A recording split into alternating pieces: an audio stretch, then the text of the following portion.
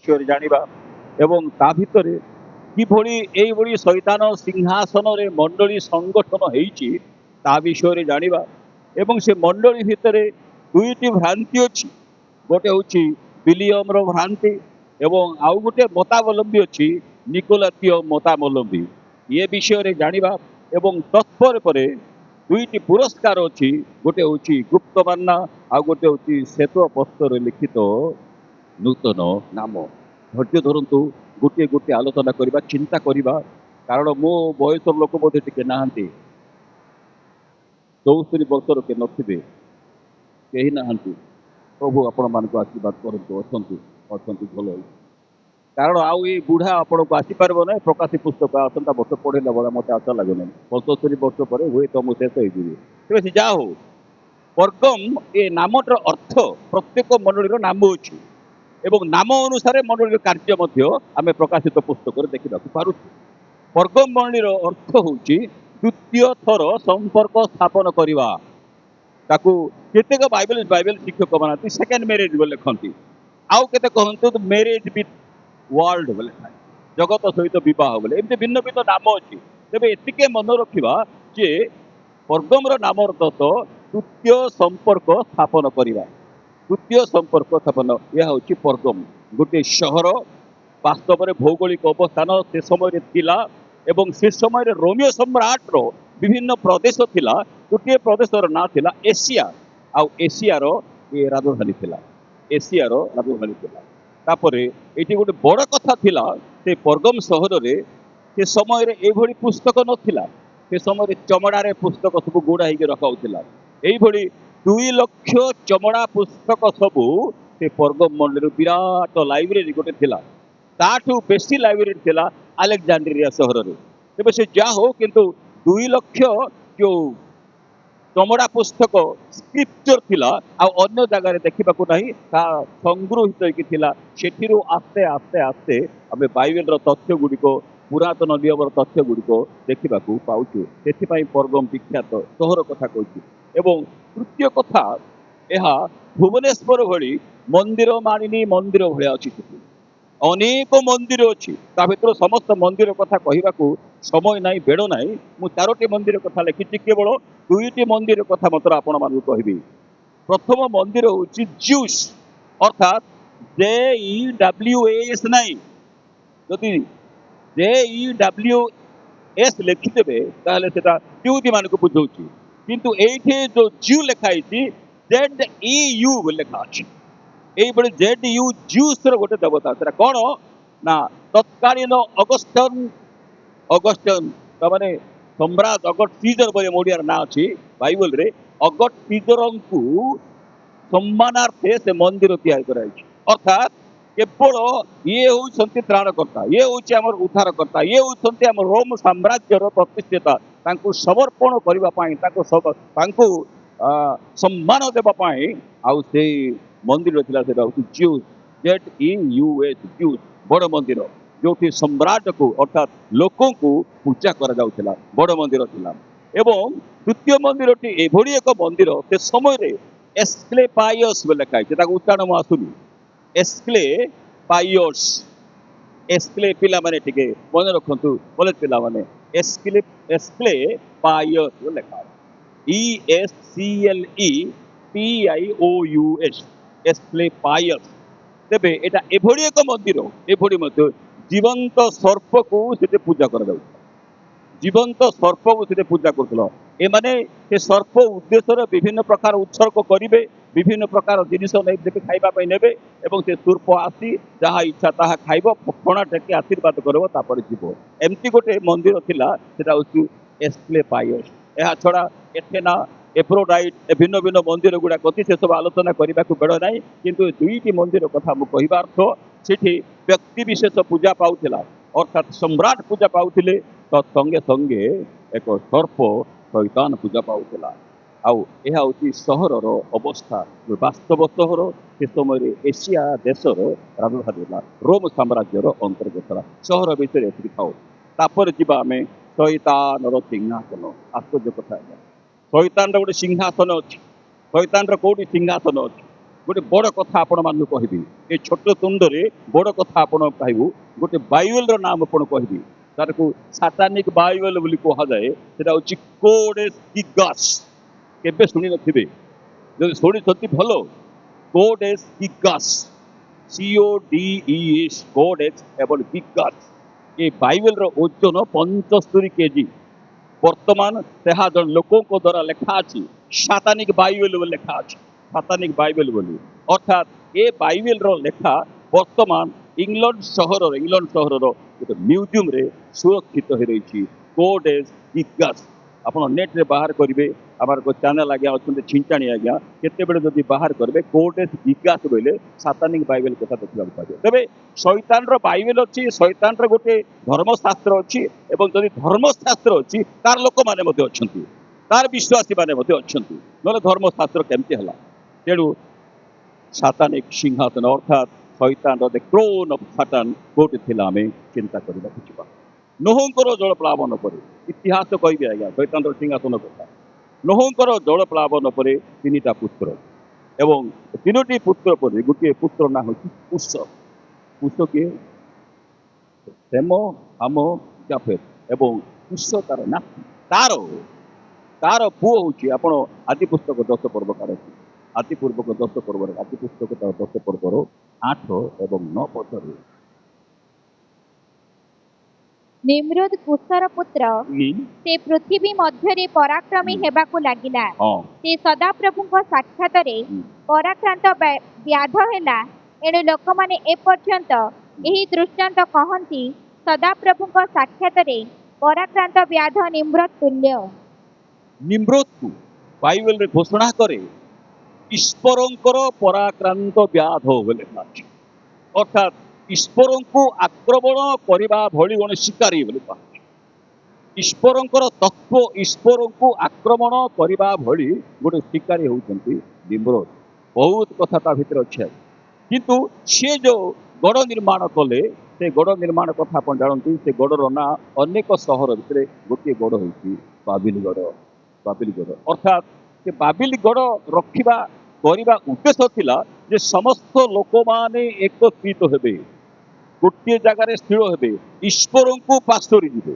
ईश्वर को छाड़देवे एवं एठी एकत्रित होई शैतान रो पूजा करबे एहा थिला निम्रोद रो मुख्य उद्देश्य काहेकि निम्रोद रो मुख्य उद्देश्य बोली कहबी जेतेबेले से मरीगले आ सेतेबेले तांको स्त्रींकर ना होची सेमिरामिस बाइबल रे नाही किंतु इतिहास रे होची तांको स्त्रींकर ना होची सेमिरामिस एवं निम्रोदंकर पुओंकर नाम होची तमुस जेतेबेले निम्रोद मरीगले सेतेबेले सेमिरामिस आपणा को ईश्वरंकर पुत्र प्रतिज्ञात संतानर माता बोली प्रतिज्ञा कले मु जो प्रतिज्ञा संतान आसबार थिला से प्रतिज्ञा संतानर माँ मु होची सेमिरिस बोली आपणा को से घोषणा कले बाबिलगढ़ रे बेबिलोन रे ये बेबिलोन दुईटी नदी गोटे होची हिदेकल आ गोटे होची फरात जोठी हिदेकल एवं फरात जोठी आमर पार्थिव एदन उद्यान सृष्टि होता बोली बाइबल प्रकाश करे सेठी ये गढ़ निर्माण कला सीनियर प्रदेश रे गढ़ निर्माण कला किंतु प्रभु ताकू कहवाकू देले नहीं सेठी सेमिरामिस तमुस को एवं तांकू दुई जन को से प्रतिष्ठा कले प्रतिज्ञार संतान होचंती तमुस एवं प्रतिज्ञार माता होची मु एठु पूजा आरंभ होला सेठु शैतान सिंहासन बेबिलोन रे थिला प्रथम सिंहासन बेबिलोन रे थिला मन रखंतु प्रिय छात्र छात्री माने मु कहबी मते प्रथम शैतान सिंहासन पृथ्वी पृष्ठ रे बेबिलोन रे थिला एदन उद्यान रे जहाँ आम जीगल पुस्तक 28 पर्व देखुचु आउ सेठी शैतान गोटे लुसिफर आकार थिला से विषय आम जानू आलोचना करिवार समय ना आलोचना कर विषय मध्य से काम ना तार पतन पर जेतेबेले पृथ्वी पृष्ठ को आसिला पृथ्वी पृष्ठ रे तार निजर आपणा सादृश्य रे पृष्ठ मनुष्य को आक्रमण करने चेष्टा कला केमिति फांदरे पकेब एइबडी फांदरे पकईदेला जे जोहन आमर नोहंकर जल जहाज समस्त मृत्यु पर्यंत कथा पड़े नोहंक पर ये घटनाटा घटी से सिंहासन स्थापन कर बसला कौटी बेबिलोन रे अर्थात बाबिल रे तापरे दानिएल पुस्तक ଦାନିଏଲ ପୁସ୍ତକର ତାର 4 ପର୍ବର 30 ପଦରେ ନବଖୁଦନିଚ୍ଛର ଆଉ ଜଣେ ତାଙ୍କୁ ଶୈତାନକୁ ଅସ୍ତ୍ର ମିଳିଲା, ଆଉ ସେ ହେଉଛନ୍ତି ନବଖୁଦନିଚ୍ଛର 4 ପର୍ବର 30 ପଦ ପଢ଼ନ୍ତୁ। ରାଜା ଏହି କଥା କହିଲା, ହୁଁ, ମୁଁ ଆପଣା ବଳର ପ୍ରଭାବରେ ହୁଁ, ଓ ଆପଣା ପ୍ରତାପର ମହିମା ନିମନ୍ତେ ରାଜଧାନୀ କରିବା ପାଇଁ ହୁଁ। ଯାହା ନିର୍ମାଣ କରିଅଛି, ଏହି କି ସେହି ମହତୀ ବାବିଲ ନୁହଁ? ଏହି କି ସେ ମହତୀ ବାବିଲ ନୁହେଁ? ଯୋଉଟା ମୋର ପୂର୍ବପୁରୁଷ ମାନେ ଯୋଉଟା ସ୍ଥାପନ କରିଥିଲେ, ସେ ଆପଣାକୁ ପ୍ରତିଷ୍ଠା କରିବା ପାଇଁ ନବଖୁଦନିଚ୍ଛର ନିଜେ ସେ ବାବିଲକୁ ପ୍ରତିଜ୍ଞା କଲେ। ଏଟା କୋଉଠି ଅଛି ଆଜ୍ଞା? ଏ ବାବିଲଟା ବର୍ତ୍ତମାନ କୋଉଠି ଅଛି? ବର୍ତ୍ତମାନ ଇଏ ବାବିଲଗଡ଼ ହଉଛି ଇରାକର ରାଜଧାନୀ ବାଗଦାଦ। ଇରାକର ରାଜଧାନୀ ବାଗଦାଦ ଏଟା ହଉଛି ପୁରାତନ ବାବିଲଗଡ଼ର ବର୍ତ୍ତମାନ। ଯେତେବେଳେ ସଦାମ ହୁସେନ ବାଗଦାଦରେ ରାଷ୍ଟ୍ରପତି ହେଲେ, ଘୋଷଣା କଲେ କ'ଣ ଜାଣନ୍ତି? 1951 ମସିହାରେ ସେ ଘୋଷଣା କଲେ। କ'ଣ ଘୋଷଣା କଲେ? I am the son of Shaul, where Nebuchadnezzar and where Nimrod had taken birth here. ଯୋଉଠି ନିମ୍ରୋଦ ଏବଂ ଯୋଉଠି ନବୁକଦ୍ନେଚ୍ଛର ଜନ୍ମଗ୍ରହଣ କରିଥିଲେ, ସେହି ମାଟିର ଜନ୍ମପୁତ୍ର ମୁଁ ବୋଲି ସଦାମ ଘୋଷଣା କରିଥିଲେ। ସେଟା 1951 ମସିହାରେ। ତାପରେ କ'ଣ କ'ଣ ହେଲା ଆମେ ଇତିହାସକୁ କହୁନାହିଁ, ସାଙ୍ଗେ ସାଙ୍ଗେ ବଜ୍ରପାତ ହେଲା ଏବଂ ଇତ୍ୟାଦି ଘଟଣା ହେଇ ତାଙ୍କର ଘୋଷଣା କାରିବ ସେ ମରିଗଲେନି। ତାପରେ ପରଦା ଅର୍ଥାତ୍ ଶୈତାନର ସିଂହାସନ କୋଉଠି ଥିଲା ଆମେ ଜାଣୁଛୁ? ଏଦନରେ ଥିଲା। ସେ ଏଦନ ସେ ସମୟରେ କ'ଣ ଥିଲା? ସେଟା ହଉଛି ବାଗଦାଦ ସହର ବର୍ତ୍ତମାନ, ତା ପୂର୍ବରୁ ସେ ବେବିଲନ। ବାସ୍ ଏତିକି ମନେ ରଖିବା। ଦ୍ୱିତୀୟ ସିଂହାସନକୁ ଯିବା, ଆମେ ପର୍ଗମରେ ଅଛି ବୋଲି କହୁଛୁ। ଆଉ ସେ ସମୟରେ ବାବିଲକୁ ଅର୍ଥାତ୍ ବେବିଲନକୁ ଅର୍ଥାତ୍ ନେବୁକାଦନେଚ୍ଛରର ଏ ବେବିଲନ ସାମ୍ରାଜ୍ୟକୁ ଜୟ କରିବା ପାଇଁ ଆସିରିଆର ଜଣେ ସମ୍ରାଟ, ତାଙ୍କ ନାଁ ହେଉଛି ଆତଲୁସ, ତୃତୀୟ ଆତଲୁସ, ATTALUS, ଆତଲୁସ, ATTALUS, ଆତଲୁସ ଥର୍ଡ। ସିଏ ଯେତେବେଳେ ସମ୍ରାଟ ହେଲେ, ଏ ବେବିଲନ ସାମ୍ରାଜ୍ୟକୁ ପରାସ୍ତ କଲେ, ନବୁକଦ୍ନେଚ୍ଛର, ବେଲତେଶର ଏ ସମସ୍ତ ସମ୍ରାଟ ପରାଜିତ ହେଲା ପରେ ସେ ଆସିଲା ପରେ ସେହି ସିଂହାସନ ଆଣି ପର୍ଗମରେ ସ୍ଥାପନ କଲେ। ଯୋଉଟା ବେବିଲନରେ ଥିଲା, ବର୍ତ୍ତମାନ ଦ୍ୱିତୀୟ ସିଂହାସନ ଆସି ପର୍ଗମରେ ସ୍ଥାପନ ହୋଇ ରହିଛି। ଆଉ ତେଣୁ ପର୍ଗମକୁ କୁହାଗଲା ଶୈତାନର ସିଂହାସନ ମଧ୍ୟରେ ତୁମେ ବାସ କରୁଅଛ। ଅର୍ଥାତ୍ ଯୋଉ ଶୈତାନର ସିଂହାସନ ବେବିଲନରେ ଥିଲା, ସେଇ ଶୈତାନର ସିଂହାସନ ଆସି ବର୍ତ୍ତମାନ ପର୍ଗମରେ ଆମେ ଦେଖିବାକୁ ପାଉଛୁ। ପ୍ରିୟ ଭାଇ ଏବଂ ଭଉଣୀମାନେ, ତେବେ ଏ ସିଂହାସନ ପର୍ଗମରେ ଥିଲା, ପ୍ରକୃତରେ ଥିଲା। କେମିତି ଥିଲା ଆମେ ଦେଖିବା ସେଠୁ। କାରଣ ସେତେବେଳେ ସମ୍ରାଟ ପୂଜା ପାଉଛନ୍ତି, ଜିଉସ୍ ପୂଜା ପାଉଛନ୍ତି ଏବଂ ଏ ପୂଜା ପାଆନ୍ତି ଏବଂ ଛୋଟିଆ ମଣ୍ଡଳୀ, ଜିରାଙ୍ଗ ଭଳିଆ ମଣ୍ଡଳୀ ବୋଲି କହିଲେ ହେବ ନାହିଁ, କି ନୂଆଗଡ଼ ଭଳିଆ ମଣ୍ଡଳୀ, ଛୋଟିଆ ମଣ୍ଡଳୀ ଅତି କମ୍ ସଂଖ୍ୟକ ଅଛନ୍ତି ଏବଂ ତାର ପାଳକ ଅଛନ୍ତି, ତତ୍ତ୍ୱାବଧାନ ହେଉଛନ୍ତି ଜଣେ ବ୍ୟକ୍ତି, ସେ ହେଉଛନ୍ତି ଆନ୍ତିପା ଯେତେବେଳେ ସେ ଜିଉସ୍ ଦେବତାକୁ ଅର୍ଥାତ୍ ଅଗଷ୍ଟ ସିଜରଙ୍କ ଉଦ୍ଦେଶ୍ୟରେ ଯେଉଁ ମନ୍ଦିର ତିଆରି କରାଯାଇଛି, ତାଙ୍କୁ ଜୁହାର କରିବା ପାଇଁ, ତାଙ୍କୁ ପ୍ରଣାମ କରିବା ପାଇଁ, ତାଙ୍କୁ ସମ୍ମାନ ଦେବା ପାଇଁ କୁହାଗଲା। ଆଉ ସେତେବେଳେ ସେ ମନା କରିଦେଲେ। ସେ ମନା କରିଦେବାରୁ ତାଙ୍କୁ ଗୋଟେ ତମ୍ବା ପାତ୍ରରେ ସିଝେଇ ତାକୁ ମାରି ଦିଆଗଲା। ତମ୍ବା ପାତ୍ରରେ ସିଝେଇ ମାରିଲ। ଏହା ବିଶ୍ୱାସୀ ମାନେ ଦେଖୁଥିଲେ ଯେ এইଭଳି ଅବସ୍ଥାରେ ତମେ ଆନ୍ତିପାକୁ ଯେତେବେଳେ ହତ୍ୟା କରାଗଲା, ସେ ସମୟରେ ତମେ ଦେଖୁଥିଲେ ମଧ୍ୟ, ସ୍ୱଚକ୍ଷୁରେ ଦେଖୁଥିଲେ ମଧ୍ୟ ତୁମେ ମନ ପରିବର୍ତ୍ତନ କର ନାହିଁ। ପ୍ରିୟ ଭାଇ ଏବଂ ଭଉଣୀମାନେ, ବର୍ତ୍ତମାନ ଆମ ଭାରତର ଅବସ୍ଥା ତଦ୍ରୂପ ଆସିଯାଇଛି।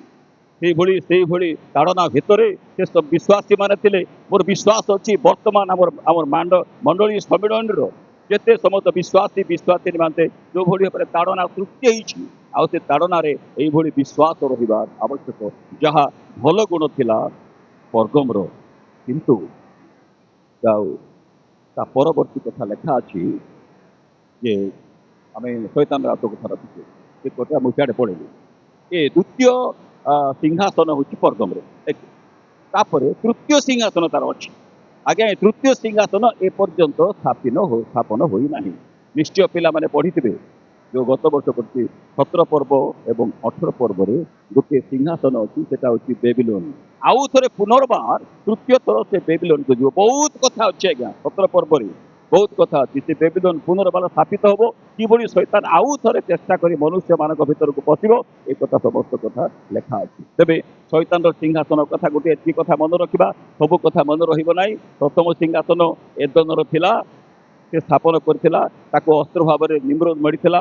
ଦ୍ୱିତୀୟ ଅସ୍ତ୍ର ହିସାବରେ ନବକଧର ମିଳିଥିଲା ଏବଂ ତୃତୀୟ ଅସ୍ତ୍ର ଆମର ସଦାମ ହୁସେନକୁ ମିଳିଥିଲା। ଏବଂ ଦ୍ୱିତୀୟ ଥର ଯେତେବେଳେ ଆତଲୁସ ପର୍ଗମକୁ ଆସିଲେ, ସେ ପର୍ଗମରେ ଦ୍ୱିତୀୟ ସିଂହାସନ ଦେଖିଲୁ ଏବଂ ତୃତୀୟ ସିଂହାସନ ଶେଷରେ ଆମେ ସେତେବେଳକୁ ମଣ୍ଡଳୀ ଉତ୍ଥାପନ ହେଇକି ପଳେଇଥିବା ଦେଖିବା ବେବିଲୋନର ଅବସ୍ଥା 17 ଏବଂ 18 ପର୍ବରେ। ଶୈତାନର ସିଂହାସନ କଥା ଏତିକି ଥାଉ, ଆନ୍ତିକ କଥା ଏତିକି ଥାଉ। ତାପରେ ଆମେ ଅନ୍ୟ ଅଂଶକୁ ଯିବା ଯେ ମଣ୍ଡଳୀ କିଭଳି ସଂଗଠନ ହେଲା, ଯାହାକୁ ଆମେ ଆଗରୁ କୁହାଗଲା, ଆଲୋଚନା କଲୁ ଯେ ଏଇଟା ଜଗତ ସହିତ ସମ୍ପର୍କ ସ୍ଥାପନ କରିଥିବା ମଣ୍ଡଳୀ ବୋଲି ଲେଖା ଅଛି। କେମିତି ଜଗତକୁ ସ୍ଥାପନ ସେ ସମୟରେ ଆଉ ଗୋଟେ ଇତିହାସ କହିବି ଆପଣଙ୍କୁ। ସେ ସମୟରେ ରୋମ ସାମ୍ରାଜ୍ୟ ଦୁଇଟି ଭାଗରେ ବିଭକ୍ତ ଥିଲା। ଗୋଟିଏ ପୂର୍ବ ରୋମ ଏବଂ ପଶ୍ଚିମ Rome, eastern Rome and western Rome, ଏଇଭଳି ଦୁଇ ଭାଗରେ ଥିଲା। ଏ ଦୁଇଟି ଭିତରେ ଦୁଇ ପ୍ରକାର ରାଜ୍ୟ ଥିଲା, ଦୁଇଟି ଶାସନକର୍ତ୍ତା ଥିଲେ। ସେତେବେଳେ ପୂର୍ବ ଦେଶର ଅର୍ଥାତ୍ ପୂର୍ବ ରୋମର ଜଣେ ସେନାପତି ମରିଗଲେ। ଯେତେବେଳେ ସେନାପତି ମରିଗଲେ, ତାଙ୍କ ପୁଅ ସେନାପତି ଦାସ ଗଲେ। ଆଉ ତାଙ୍କର ପୁଅର ନାଁ ମନେ ରଖନ୍ତୁ ଆଜ୍ଞା, ତାଙ୍କର ପୁଅ ନାଁ ହଉଛି କନଷ୍ଟାଣ୍ଟାଇନ। ଅନ୍ତତଃ ନାଁ ମନେ ରଖନ୍ତୁ, ବହୁତ ଇମ୍ପୋର୍ଟାଣ୍ଟ ଲୋକ ଏଇଟା। ମଣ୍ଡଳୀ ଇତିହାସରେ ଏଇଟା ଏ କନଷ୍ଟାଣ୍ଟାଇନ ନାଁ ବହୁତ ଲାଗେ। କନଷ୍ଟାଣ୍ଟାଇନ ତାର ନେତୃତ୍ୱ ନେଲେ। ଯେତେବେଳେ ତାର ନେତୃତ୍ୱ ନେଲେ, ସିଏ ନିଜେ କହିଲେ, ମୁଁ ଗୋଟିଏ ଦର୍ଶନ ଦେଖିଛି। ମୁଁ ଗୋଟିଏ ଦର୍ଶନ, ଇତିହାସ ଆଜ୍ଞା ସତ୍ୟ କଥା ଆମର ମଣ୍ଡଳୀ ଇତିହାସରେ ଘଟିଛି। ତେବେ ବିରାଟ କଥା ଏ 6ଟି ପଦରେ ମାତ୍ର ଲେଖାଯାଇଛି। ମୁଁ ଗୋଟିଏ ସ୍ୱପ୍ନ ଦେଖିଛି। କ'ଣ ସ୍ୱପ୍ନ ଦେଖିଛି ନା, ଏ କୃଷ୍ୟ ଚିହ୍ନ ନେଇ ତୁମେ ପଶ୍ଚିମ ରୋମକୁ ଯାଅ ଏବଂ ପଶ୍ଚିମ ରୋମକୁ ଜୟ କରିବ। ଏ କୃଷ୍ୟ ଚିହ୍ନକୁ ନିଅ, ତୁମେ ପଶ୍ଚିମ ରୋମକୁ ଯାଅ ବୋଲି ତାର ହେଲମେଟରେ କ୍ରସ୍ ଚିହ୍ନ ଏବଂ ତାର ଢାଲ ସିଲ୍ଡରେ ତା କ୍ରସ୍ ଚିହ୍ନ ଏବଂ ତାର ବୁକୁ ପଟାରେ କ୍ରସ୍ ଚିହ୍ନ, ଏ 3ଟି କ୍ରସ୍ ଚିହ୍ନ ନେଇ ଗୋଟେ ବିରାଟ ସୈନ୍ୟ ସାମନ୍ତକୁ କ୍ରସ୍ ଚିହ୍ନ ନେଇକରି ଅର୍ଥାତ୍ କୃଷ୍ୟ ଚିହ୍ନ ନେଇକି ଯୁଦ୍ଧ କରିବାକୁ ବାହାରି ଗଲେ ଏବଂ ପଶ୍ଚିମ ରୋମକୁ ଜୟ କଲେ। ଉଭୟ ପଶ୍ଚିମ ରୋମ ଏବଂ ପୂର୍ବ ରୋମ ଏ ଦୁଇଟି ବିଷୟ ଗୋଟିଏ ରାଜ୍ୟ କଲେ। ଯେତେବେଳେ ମହାସମ୍ରାଟ ହେଇଗଲେ, ଅଗଷ୍ଟସ୍ ଭଳି ସେ ଯେତେବେଳେ ହେଇଗଲେ, ସେ ଖ୍ରୀଷ୍ଟିଆନ ମାନଙ୍କୁ କିଛି ପ୍ରୋତ୍ସାହନ ଦେଲେ। କ'ଣ ପ୍ରୋତ୍ସାହନ ଦେଲେ? ସେ ସମୟରେ ଲୋକ ଜିଉସକୁ ପୂଜା କରୁଛନ୍ତି, ଏସ୍କେପ୍ଲାୟସକୁ ପୂଜା କରୁଛନ୍ତି। ଏମାନଙ୍କ ସହିତ ଗୋଟେ ସମ୍ପର୍କ ସ୍ଥାପନ କଲେ। କ'ଣ ସମ୍ପର୍କ ସ୍ଥାପନ କଲେ? ଯୋଉମାନେ ଖ୍ରୀଷ୍ଟଙ୍କୁ ଗ୍ରହଣ କରିବେ ସେମାନଙ୍କୁ ଧଳା ପୋଷାକ ଦିଆଯିବ, ଶ୍ଵେତ ପୋଷାକ ଦିଆଯିବ ଏବଂ ଗୋଟିଏ ସୁନାର ପତିକା ଦିଆଯିବ। ସେମାନେ ବେକରେ ମାଳ କରି ପିନ୍ଧିବେ, ସୁନାର ପତିକା। ଆଜ୍ଞା ଲୋଭନୀୟ ସେଟା। ଯୋଉମାନେ ଖ୍ରୀଷ୍ଟିଆନ ହେବେ ସେମାନଙ୍କୁ ଗୋଟେ ସୁନାର ପତିକା ଦିଆଯିବ, ତତ୍ସଙ୍ଗେ ସେ ଗୋଟେ ଧଳା ପୋଷାକ ଦେବ। କିଏ ଆକର୍ଷଣ ହବ ନା ଆଜ୍ଞା? ସମସ୍ତେ ଆକର୍ଷଣ। କି ପ୍ରକାର ପ୍ରଲୋଭନ ସେ ମଧ୍ୟ ଶୈତାନ ପଶେଇ ହେଇଛି ସେ ପର୍ଗମ ମଣ୍ଡଳୀକୁ ମୁଁ କହୁଛି। ପ୍ରଥମେ ସେ କନଷ୍ଟାଣ୍ଟାଇନ ଏଇଟା ଘୋଷଣା କଲେ। ଦ୍ୱିତୀୟ କଥା, ଇଆଡ଼େ ପୂଜା ହେଉଛି କିଏ ନା ସେମିରାମିସ୍ ଏବଂ ତମୁସ୍, ଏ ଦୁଇ ଜଣ ମାତା ପୁତ୍ର ପୂଜିତ ହେଉଛନ୍ତି। ତାଙ୍କୁ ସେ ସମ୍ମାନ ଦେବା ପାଇଁ ସେ ସେମିରାମିସ୍ ହେଉଛନ୍ତି ମେରି ଏବଂ ତମୁସ୍ ହେଉଛନ୍ତି ଯୀଶୁଖ୍ରୀଷ୍ଟ। ଏ ଦୁଇଟି ଲୋକଙ୍କୁ ସମ୍ମାନ ଦିଆଯିବ, ଏହା ସେ ପାସ୍ କଲେ। କୋଉଠି ପାସ୍ ହେଲା ନା, ତା ଭିତରେ ଗୋଟେ ମିଲିୟନ ଏଡିକ୍ଟ ବୋଲି ଲେଖା ହେଲା, ଗୋଟେ ଚୁକ୍ତିନାମ ହେଲା। ମିଲନ ଏଡିକ୍ଟ ବୋଲି ତାକୁ କୁହାଯିବ, ତାକୁ ଚୁକ୍ତିନାମା ଲେଖା ହେଲା। ପ୍ରଥମ ଚୁକ୍ତି ଯେ ଯୋଉମାନେ ଖ୍ରୀଷ୍ଟିଆନ ହେବେ ସେମାନଙ୍କୁ ସୁନାର ପତିକା ଦିଆଯିବ ଏବଂ ଗୋଟିଏ ଧଳା ପୋଷାକ ଦିବ। ଏବଂ ତୃତୀୟ ଚୁକ୍ତି, ମେରି ଏବଂ ଯୀଶୁଖ୍ରୀଷ୍ଟ ଏ ଦୁଇ ଜଣ ପୂଜିତ ହେବେ। ମେରି ପୂଜିତ ହେବେ କାହା ନାମରେ? ସେମିରାମି ଏବଂ ତମୁସ୍ ନାମରେ। ଏବଂ ତୃତୀୟ ଚୁକ୍ତି ହେଲା, ଦୂତମାନଙ୍କୁ ପୂଜା କରାଯିବ ଏବଂ ସାଧୁମାନଙ୍କୁ ମଧ୍ୟ ପୂଜା କରାଯିବ। ବାଇବେଲ ସମର୍ଥିତ ନାହିଁ ଏହା। ସାଧୁମାନଙ୍କୁ ପୂଜା କରିବା କଥା କୁହାଯାଏନି, ସ୍ମରଣ କରିବା କଥା କୁହାଯାଇଛି। ଦୂତମାନଙ୍କୁ ପୂଜା କରିବା କଥା କୁହାଯାଏନି, ସ୍ମରଣ କରିବା କଥା ହେଇଛି। ଦୂତ ଏବଂ ସାଧୁମାନଙ୍କୁ ପୂଜା କରାଯିବ, ତୃତୀୟ ଚୁକ୍ତି। ଏବଂ ଚତୁର୍ଥ ଚୁକ୍ତି ଏଇଆ ହେଲା ଯେ ମେରିଙ୍କୁ ମଣ୍ଡଳୀକୁ ସ୍ଥାନୀତି କରାଯିବ। ମେରି ପୂଜା ସେଇଠୁ ଆରମ୍ଭ ହେଇଛି। ମେରିଙ୍କୁ, ମରିୟମଙ୍କୁ, ଯୀଶୁଙ୍କର ମାତାଙ୍କର ପୂଜା ଆରମ୍ଭ କରିବାଟା ଏ ଚତୁର୍ଥ ଚୁକ୍ତି ହେଲା। ଏବଂ ଶେଷ ଚୁକ୍ତି ହେଲା ଯେ ସମସ୍ତେ କୃଷ୍ୟ ଚିହ୍ନ ଗ୍ରହଣ କରିବାକୁ ବାଧ୍ୟ।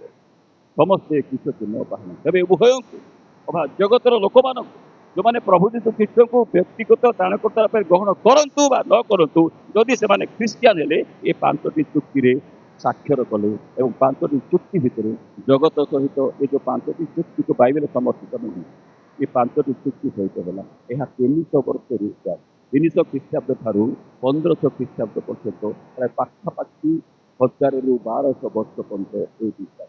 ପ୍ରିୟ ଭାଇ ଏବଂ ଭଉଣୀମାନେ, ପ୍ରିୟ ଭାଇ ଭଉଣୀ, ଇଏ ହେଲା ଆମର ମାଣ୍ଡଳୀୟ ସଂଗଠନ। ଏଇଭଳି ଭାବରେ କନଷ୍ଟାଣ୍ଟାଇନ ମଣ୍ଡଳୀ ସ୍ଥାପନ କରିଥିଲେ ଏବଂ ଶେଷଟି ଏଇଆ କଲେ ରବିବାର ଦିନ ଛୁଟି ଘୋଷଣା।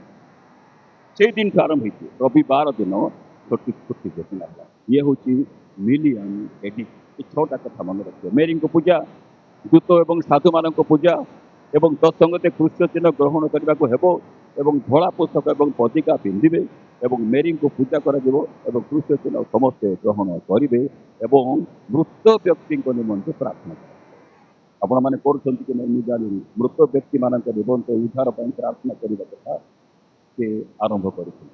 ଏ ବାଇବେଲ ସମର୍ଥିତ ନଥିବା କେତୋଟି ଜିନିଷ ଅନ୍ୟମାନଙ୍କୁ ସୁହାଇଲା, ତେଣୁ ଜଗତ ସହିତ ସମ୍ପର୍କ ସ୍ଥାପନ ହେଲା ବୋଲି ଏହାକୁ କମ୍ପ୍ରୋମାଇଜିଂ ଚର୍ଚ୍ଚ ବୋଲି କୁହାଯାଏ।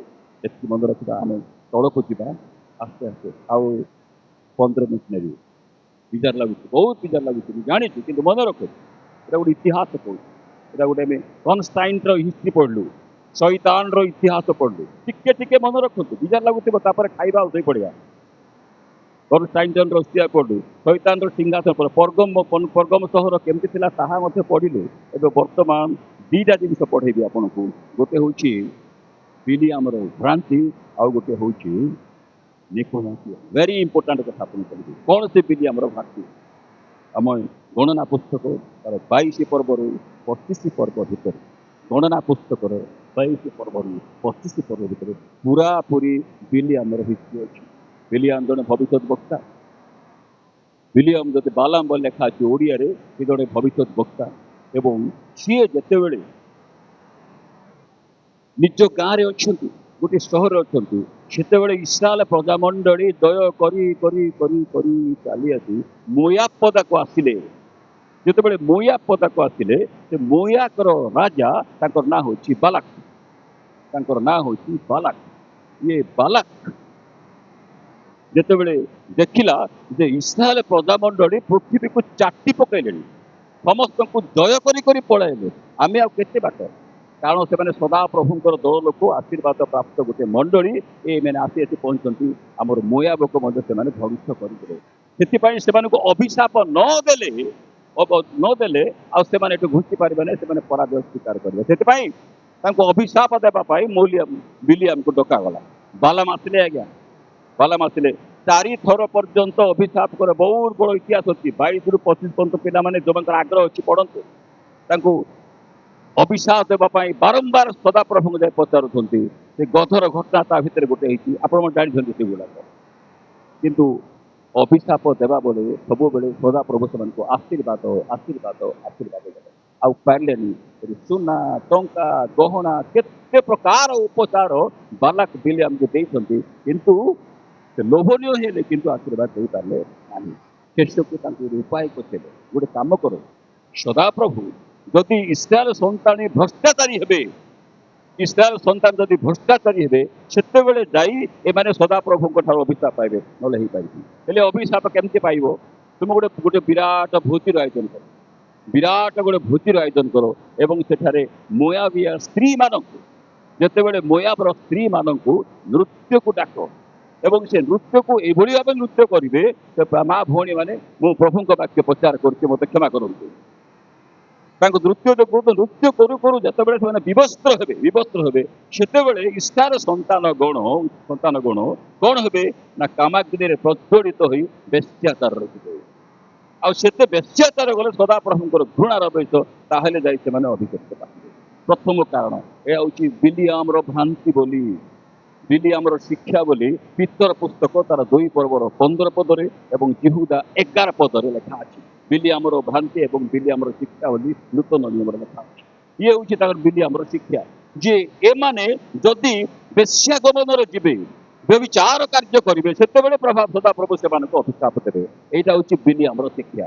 ଏବଂ ଦ୍ୱିତୀୟ ଶିକ୍ଷା ଦେଲା, ଯାହା ଏସ୍କ୍ଲେପାଇଅସ୍ ଠାରେ ଏବଂ ଜିଓସ୍ ଠାରେ ଯୋଉ ଉତ୍ସର୍ଗ କରାଯାଉଛି ଖାଦ୍ୟ, ସେ ଖାଦ୍ୟ ଭୋଜନ କରିବାରେ ପାପ ନାହିଁ। ତୁମେ ସେଟା ଖାଇପାର, କାରଣ ଦେବତା ନାହାନ୍ତି। ଦେବତା ନାହାନ୍ତି, ଦେବତା ବଳେ କିଛି ନୁହେଁ, ତୁମେ ତାକୁ ଭୋଜନ କରିପାର, ଖାଇପାରିବ। ଏ ଦେବ ଭୋଜନ କଥା ସେମାନେ ଚିନ୍ତା କଲେ। ଅର୍ଥାତ୍ ଦେବ ପ୍ରସାଦ ବ୍ୟାଖ୍ୟା କରିବାକୁ ବେଳ ନାହିଁ। ମୋତେ ମୋ ପାଖରେ ମାତ୍ର 7 ମିନିଟ୍ ଅଛି, ଆଉ 7 ମିନିଟ୍ ଅଛି, ମୋତେ ଯେଉଁ ସମୟ ଦିଆଗଲା 7 ମିନିଟ୍ ଅଛି। ତେବେ ଏ ସମସ୍ତେ ବ୍ୟାଖ୍ୟା କରୁନାହିଁ। ଏ ଦୁଇଟି ଶିକ୍ଷା ଦିଆଗଲା, ଗୋଟେ ଦେବପ୍ରସାଦ ଭୋଜନ କରିବାରେ ପାପ ନାହିଁ।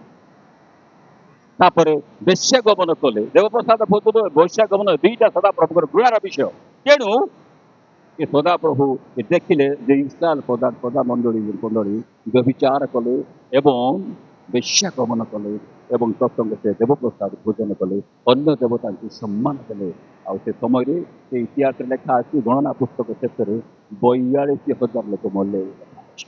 ଅର୍ଥାତ୍ ବାଲାକ ପାଇଁ ଯୋଉ ଶିକ୍ଷା ବିଲିଆମ ଦେଲେ, ଏଇ ଶିକ୍ଷାକୁ ନୂତନ ନିୟମ ଆମକୁ ସମର୍ଥନ କରିଛି ଯେ ଅନେକ ବାଲାମର ଶିକ୍ଷା, ବିଲିଆମର ଶିକ୍ଷା ଏବଂ ବିଲିଆମର ଭ୍ରାନ୍ତିରେ ପଡ଼ି ଯାଇଛନ୍ତି। ଇଏ ହେଉଛି ବିଲିଆମର ଶିକ୍ଷା। ବା ମନେ ରଖିବା, ବିଲିଆମ କ'ଣ କ'ଣ ଶିକ୍ଷା ଦେଇଥିଲେ ନା, ପ୍ରଜାମଣ୍ଡଳୀକୁ ଅର୍ଥାତ୍ ଇସ୍ରାଏଲର ମନୋନୀତ ଲୋକମାନଙ୍କୁ ଭ୍ରାନ୍ତରେ ପକାଇବା ପାଇଁ ବେଶ୍ୟାଗମନ ଏବଂ ତତ୍ସଙ୍ଗେ ସେ ଦେବପ୍ରସାଦ ଭୋଜନ ପାଇଁ ଶିଖିଥିଲେ। ଏବଂ ନିକୋଲାତୀୟ କଥା କହିଛି, ନିକୋଲାତୀୟ କହିଲେ ମନ୍ଦିର ଶୁଣନ୍ତୁ, ଆମ ସମ୍ମିଳନୀ କଥା ସେଟା। ନିକୋଲାତୀୟ ବୋଲେ ଆମର ସମ୍ମିଳନୀ କହିଲେ ସମ୍ମିଳନୀ ଲୋକ ମୋତେ ମାରି ପକେଇବେ। କ'ଣ ସେ ନିକୋଲାତୀୟ? ନିକୋଲାଓତୀୟ, ନିକୋ ଅର୍ଥାତ୍ ଲୋକମାନଙ୍କୁ। ନିକୋର ଅର୍ଥ ହେଉଛି ଗୋଟେ ଗ୍ରୀକ୍ ପଦ, ତା ନିକୋର ଅର୍ଥ ହେଉଛି ଲୋକମାନଙ୍କୁ। ଲାଓସ୍ ଜୟ କରିବା, ଅର୍ଥାତ୍ ଲୋକମାନଙ୍କୁ ଜୟ କରିବା ଗୋଟେ ମତାବଲମ୍ବୀ ଅଛି। ଏମିତି ଗୋଟେ ମତ ଅଛି ଯେ ଲୋକମାନଙ୍କୁ ଜୟ କରିବା। କ'ଣ ସେ ନିକୋଲାତୀୟ?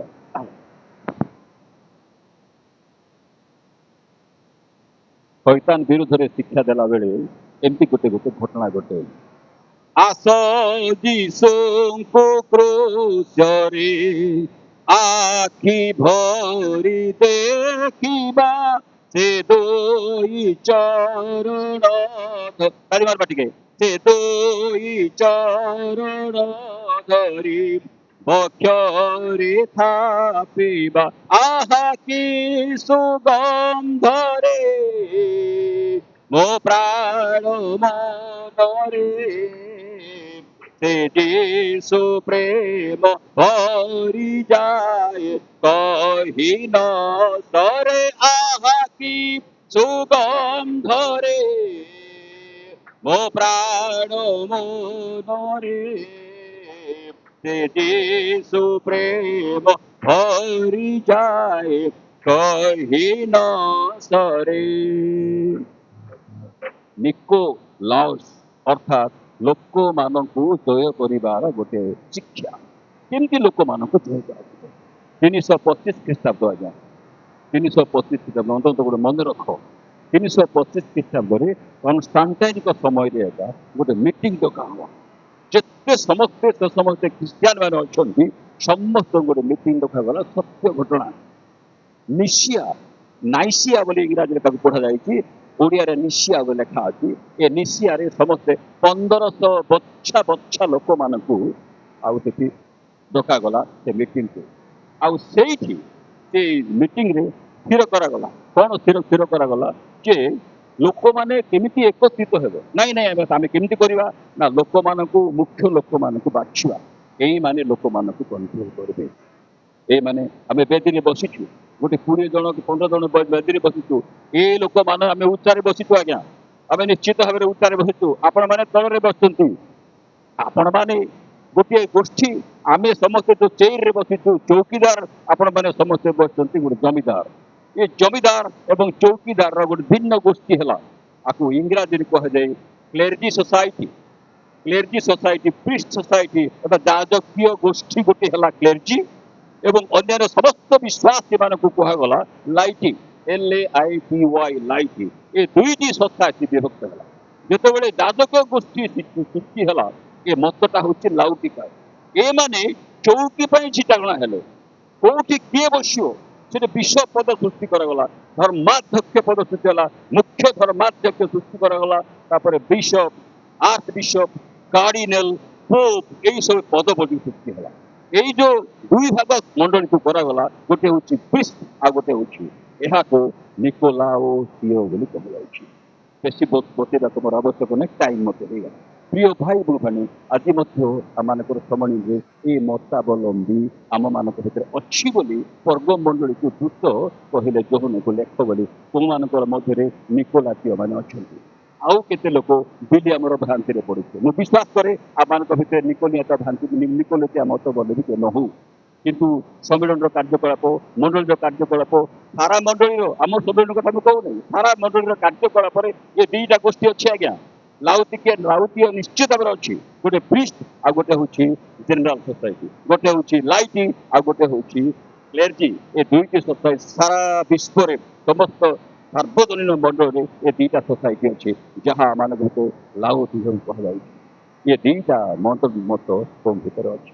ସ୍ୱର୍ଗ ମଣ୍ଡଳୀ କଥା আমি କହୁଛି, ତୁମେ ଭଲ ଯେତେବେଳେ ଆନ୍ତିପାକୁ ହତ୍ୟା କରାଗଲା ତୁମେ ବିଶ୍ୱାସ ପରିତ୍ୟାଗ କରିନାଉ, ବହୁତ ଭଲ ଗୁଣ। ଏମିତି ଲୋକ ମଧ୍ୟ ଭିତରେ ଅଛନ୍ତି, କିନ୍ତୁ ତା ଭିତରେ କ୍ଲେଜି ସୋସାଇଟି ଲୋକ ଅଛନ୍ତି ଏବଂ ଲାଉତୀମାନେ, ଯାହାକୁ ଆମେ ନ୍ୟୁନ ଦୃଷ୍ଟିରେ ଦେଖୁଛୁ। ଅନ୍ୟାନ୍ୟ ବିଶ୍ୱାସୀ ମାନଙ୍କୁ ଆମେ ଯେତେ ସମସ୍ତ କ୍ଲେଜି ସୋସାଇଟି ଲୋକ ବସିଛୁ, ଆମେ ଅନ୍ୟ ଲୋକମାନଙ୍କୁ ନ୍ୟୁନ ଦୃଷ୍ଟିରେ ଦେଖୁଛୁ। ଏ ଦୁଇଟି ସୋସାଇଟି ଥିଲା, ତାକୁ ନିକୋଲାଉତୀୟ ସୋସାଇଟି ବିଲି ଆମର ଭ୍ରାନ୍ତି ଏବଂ ନିକୋଲାଇଟର ଭ୍ରାନ୍ତି। ମୁଁ ଆଶା କରେ ଆମମାନଙ୍କ ଭିତରେ କେହି ନାହାନ୍ତି। ପୁରସ୍କାର କଥା ମୂଳ ପ୍ରସଙ୍ଗ କିଛି ସରିଲା, ଆଉ 5 ମିନିଟ୍ ମାତ୍ର କହିବି। ଏ ମୂଳ ପ୍ରସଙ୍ଗ ଲେଖା ଅଛି, 17 ପଦକୁ ପଢି ଦିଅନ୍ତୁ। ମଣ୍ଡଳୀଗଣଙ୍କୁ ଆତ୍ମା କ'ଣ କହନ୍ତି? ଯାହାର କର୍ଣ୍ଣ ଅଛି ସେ ତାହା ଶୁଣୁ। ଯେ ଜୟ କରେ ତାହାକୁ ଆମ୍ଭେ ଗୁପ୍ତ ମାନ୍ନା ଦେବୁ। ପୁଣି ଯେଉଁ ନାମ ଗ୍ରହଣ କର୍ତ୍ତା ବିନା ଅନ୍ୟ କେହି ଜାଣେ ନାହିଁ, ଏପରି ନୂତନ ନାମ ଲିଖିତ ଏକ ଶ୍ଵେତ ପ୍ରସ୍ତର ତାହାକୁ ଦେବୁ। ଯାହାର କର୍ଣ୍ଣ ଅଛି ସେ ଶୁଣୁ, ଯାହାର କର୍ଣ୍ଣ ଅଛି ଶୁଣୁ। ପ୍ରଭୁ ଯୀଶୁ ନୂତନ ନିୟମରେ, ପୁରାତନ ନିୟମରେ ପଦ ନାହିଁ, କେବଳ ନୂତନ ନିୟମରେ 15 ଥର କହିଛନ୍ତି। 15 ଥର କହିଛନ୍ତି। ଯେତେବେଳେ ସ୍ୱର୍ଗ ରାଜ୍ୟର ଦୃଷ୍ଟାନ୍ତ କୁହାଗଲା, ଦୁଇଟି ଦୃଷ୍ଟାନ୍ତ ସମୟରେ କୁହାହେଇଛି। ଗୋଟେ ବୀଜବାପକ ଦୃଷ୍ଟାନ୍ତ ଆଉ ଗୋଟେ ବୁଣାଳି ବାଳୁଙ୍ଗା ବୀଜବାପକ। ଏ ଦୁଇଟି ଜାଗାରେ କହିଛନ୍ତି ଯେ ଯାହାର କାନ ଅଛି ସେ ଶୁଣୁ ବୋଲି। ତାପରେ ଆଉ 5ଟି ଗୁରୁତ୍ୱପୂର୍ଣ୍ଣ ଶିକ୍ଷା, ତୁମେ ଲବଣ ଏବଂ ତୁମେ ଜ୍ୟୋତି ଏବଂ ତୁମେ ପୃଥିବୀର ଆଲୁଅ, ଏ ସମସ୍ତ କହିବା ସ୍ଥାନରେ এইଭଳି କୋଉ ଡକ୍ଟ୍ରିନ୍ ପଚରା କରାଯାଇଛି, ସେଇଠି 5ଟି ସ୍ଥାନରେ କୁହାଯାଇଛି ଯାହାର କାନ ଅଛି ସେ ଶୁଣୁ। ଏବଂ ଶେଷ 8ଟି କୋଉଠି ଦିଆଯାଇଛି? 7ଟା ମଣ୍ଡଳୀ କୁହାଯାଇଛି, ସବୁ ଯାକ ମଣ୍ଡଳୀ କୁହାଯାଇଛି। ଏଫିସି କୁହାଯାଇଛି, ସ୍ମରଣା କୁହାଯାଇଛି, ପର୍ଗମ କୁହାଯାଇଛି, ସେଟା ସବୁ ଯାକ ମଣ୍ଡଳୀକୁ ଯାହାର କାନ ଅଛି ସେ ଶୁଣୁ, ଯାହାର କାନ ଅଛି ସେ ଶୁଣୁ ବୋଲି କୁହାଯାଇଛି। ଏବଂ ଶେଷରେ 8 666 ନମ୍ବର, ଆମେ 13 ପର୍ବର 18 ପଦରେ ଯାହାର କାନ ଅଛି ସେ ଶୁଣୁ ବୋଲି ଲେଖା ହେଇଛି। ତାହାର ଆମର ଆଲୋଚ୍ୟ ବିଷୟ ନାହିଁ, କିନ୍ତୁ ଏହା ଅତି ଗୁରୁତ୍ୱପୂର୍ଣ୍ଣ କଥା ହେଇଥିବାରୁ, ଗୁରୁତ୍ୱପୂର୍ଣ୍ଣ ଶିକ୍ଷା ହେଇଥିବାରୁ ପ୍ରଭୁ ଯୀଶୁ ଖ୍ରୀଷ୍ଟ ନିଜେ ଦୂତମାନଙ୍କରେ ଯୋହନକୁ କହିଲେ ଯେ ଯାହାର କାନ ଅଛି ସେ ଶୁଣୁ, ଯେ ଜୟ କରେ ତାହାକୁ ଆମେ ଗୁପ୍ତ ମାନ୍ନା ଦେବୁ। 16 ପର୍ବର 15 ପଦ ଯାତ୍ରା ପୁସ୍ତକ, ତାର 16 ପର୍ବର 15 ପଦ ଇସ୍ରାଏଲ ପ୍ରଜାମଣ୍ଡଳୀକୁ ପ୍ରାନ୍ତରରେ ଖାଇବା ପର୍ଯ୍ୟନ୍ତ 40 ବର୍ଷ ପର୍ଯ୍ୟନ୍ତ ମାନ୍ନା ବୃଷ୍ଟି କଲେ। ଏ ମାନ୍ନାର ଅର୍ଥ ଆଜି ପର୍ଯ୍ୟନ୍ତ ବାଇବେଲରେ କେଉଁ ବୋଲି ଜାଣିନାହିଁ, କେହି କହିନାହାନ୍ତି। ତାକୁ ମାନ ହୁ ବୋଲି 16 ପର୍ବର 15 ପଦରେ ଏ ମାନ୍ନାକୁ ମାନ ହୁ ବୋଲି କୁହା। ଅର୍ଥାତ୍ ଏହାର ଅର୍ଥ ଏହା କଣ? ପ୍ରେରଣା ଗୋଟିଏ ଚ୍ୟାନେଲ ଅଛି, ଆଜ୍ଞାଙ୍କର ଯେମିତି ଅଛି।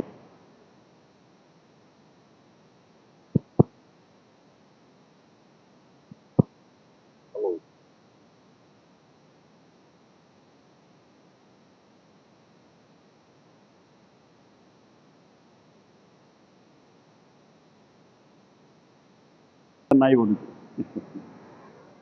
ତାହାକୁ ଆମେ ଗୁପ୍ତ ମାନ୍ନା ଦେବୁ। ଏ ମାନ୍ନାର ଅର୍ଥ ଆଜି ପର୍ଯ୍ୟନ୍ତ ବାଇବେଲ କିଏ ପ୍ରକାଶ କରିନାହିଁ। ତାକୁ ଯାତ୍ରା ପୁସ୍ତକ ତାର 16 ପର୍ବର 15 ପଦ ଲେଖା ଅଛି ମାନହୁର ଅର୍ଥ ଏହା କଣ? ବୃଷ୍ଟି ପଡୁଛି, ଶିଶିର ଭଳିଆ ପଡୁଛି, ସୁନ୍ଦରିଆ ସୁନ୍ଦରିଆ ଗୋଲ ଗୋଲ ହେଇ ପଡୁଛି, କେତେ ସୁନ୍ଦର ଦୁଛି, ଧଳା ଧଳା ପଡୁଛି, ତାକୁ ଗୋଟଉଛନ୍ତି, ତାକୁ ଭାଜୁଛନ୍ତି, ସିଝଉଛନ୍ତି, ଖାଉଛନ୍ତି ଇତ୍ୟାଦି କଥା। ଏଇଟା କ'ଣ? ସେ ଖାଦ୍ୟର ନାମ ହଉଛି ଏହା କ'ଣ? ଗୋଟେ ଖାଦ୍ୟ ଅଛି, ସେ ଖାଦ୍ୟର ନାମ ହଉଛି ଏହା କ'ଣ? ଆର ଅର୍ଥ ନାହିଁ। ମାନ୍ନାର ଅର୍ଥ ହଉଛି ଏହା କ'ଣ? ସେ ଖାଦ୍ୟର ନାଁ ଆଜି ପର୍ଯ୍ୟନ୍ତ କେହି ଜାଣି ଆମେ ନାହୁଁ। ତେବେ ଏହା ମାନ୍ନା ଅର୍ଥାତ୍ ସେ ସମୟରେ ଇସ୍ରାଏଲ ପ୍ରଜାଳ ମଣ୍ଡଳୀକୁ ଗୁପ୍ତ ମାନ୍ନା କରାଯାଇଥିଲା ଏବଂ ଆଜି ଆମମାନଙ୍କ ନିମନ୍ତେ ସେ ଗୁପ୍ତ ମାନ୍ନା। ଏ ଗୁପ୍ତ ମାନ୍ନା କ'ଣ? ଗୋଟେ ପଦ ପ୍ରଥମ କରନ୍ତି ତାର 10 ପର୍ବର 4 ପଦରେ ଏ ମାନ୍ନାର ଅର୍ଥ ହେଉଛି ସେ ପାରାମାର୍ଥିକ ଖାଦ୍ୟ ହେଉଛନ୍ତି ପ୍ରଭୁ ଯୀଶୁ ଖ୍ରୀଷ୍ଟ। ହ୍ୟାଲୋ, ତାଳି ମାରିବା ଟିକେ। ସେ ପାରାମାର୍ଥିକ ଖାଦ୍ୟ ହେଉଛନ୍ତି ପ୍ରଭୁ ଯୀଶୁ ଖ୍ରୀଷ୍ଟ। ଯୋହନ ପୁସ୍ତକର ତାର 6 ପର୍ବରେ, ଯୋହନ 6 ପର୍ବରେ 6 ଥର ମୁଁ ସ୍ୱର୍ଗରୁ ଦତ୍ତ ଆହାର, ମୁଁ ଈଶ୍ୱରଙ୍କ ଠାରୁ ଆସିଥିବା ସେ ଆହାର, ମୁଁ ଜୀବନଦାୟକ ଆହାର, ଏ ସମସ୍ତ ପଦ ଯୋହନ ପୁସ୍ତକ 6 ପର୍ବର 31, 33, 51 ଏବଂ 48 ଏ ସବୁ ପଦରେ ଗୋଟେ ଗୋଟେ ପଦରେ ମୁଁ ନିଜେ ଆହାର ବୋଲି ପ୍ରଭୁ ଯୀଶୁ ଖ୍ରୀଷ୍ଟ ଆପଣଙ୍କୁ କହିଛନ୍ତି। ଏବଂ ମାଥ୍ୟୁ ପୁସ୍ତକ ତାର 26 ପର୍ବର 28 ପଦରେ ଶେଷରେ କହିଲେ, ଏହା ନିଅ ତୁମେ ଭୋଜନ କର, ଏହା ମୋର ଦସ୍ତ। କହିବାର ତ ବୁଝିଥିବେ, ନିଜେ ପ୍ରଭୁ ଯୀଶୁ ଖ୍ରୀଷ୍ଟ ଆହାର ସ୍ୱରୂପ ଆମମାନଙ୍କ ନିକଟ ଅଛୁ। ଏଇ ଗୁପ୍ତ ମାନା ଏଇ ପ୍ରଭୁ ଯୀଶୁ ଖ୍ରୀଷ୍ଟଙ୍କୁ ତୁମକୁ ଦେବେ। ଆଉ ସେଇ ପ୍ରଭୁ ଯୀଶୁକୁ ଯାହା ଆମେ ଦେଖିନାହୁଁ, ଜାଣିନାହୁଁ, କିନ୍ତୁ ଶୁଣିଛୁ ପ୍ରଭୁ ଯୀଶୁ ଖ୍ରୀଷ୍ଟଙ୍କ କଥା। ଆଉ ସେଇ ପ୍ରଭୁ ଯୀଶୁ ଖ୍ରୀଷ୍ଟଙ୍କୁ ଯେତେବେଳେ ଆମେ ଉତ୍ଥିତ ହେଇକି ଯିବା ସେତେବେଳେ ସେଇ ଗୁପ୍ତ ମାନ୍ନାକୁ ପ୍ରଭୁ ଯୀଶୁ ଖ୍ରୀଷ୍ଟଙ୍କୁ ଦେଖିବା। ଇଏ ହେଉଛି ଗୁପ୍ତ ମାନା। ବାସ୍ ଏତିକି ମନେ ରଖିବା। ବେଶୀ ଦୂରକୁ ଆମେ ଯିବାନି। ତାପରେ ଶ୍ଵେତ ପ୍ରସ୍ତରରେ ଲିଖିତ ନୂତନ ନାମ, ଯାହା ଆମର ପ୍ରାସଙ୍ଗିକ ପୃଷ୍ଠଭୂମି। କେମିତି ସେ ଧଳା ପଟା ଏବଂ ଧଳା ପଟାରେ ଗୋଟେ ନାଁ ଲେଖା ହବ। ସେ ସମୟରେ ରୋମ ସମ୍ରାଟମାନେ ଏବଂ ତତ୍ସଙ୍ଗେ ସଙ୍ଗେ ଖେଳାଳିର ଜିତାମାନଙ୍କୁ ଗୋଟେ ଗୋଟେ ପୁରସ୍କାର ଦିଆଯାଉଥିଲା। 2 ଜଣ ମଲ୍ଲଯୁଦ୍ଧ ଯେତେବେଳେ ଯୁଦ୍ଧ କରିବେ, ଯେଉଁମାନେ ବିଜେତାଙ୍କୁ, ସେତେବେଳେ ତାଙ୍କୁ ଧଳା ପଥରରେ ଗୋଟେ ସାର୍ଟିଫିକେଟ୍ ଦିଆଯାଉଥିଲା, ଆଉ ସେ ବିଜେତା ହେଲୁ ବୋଲି।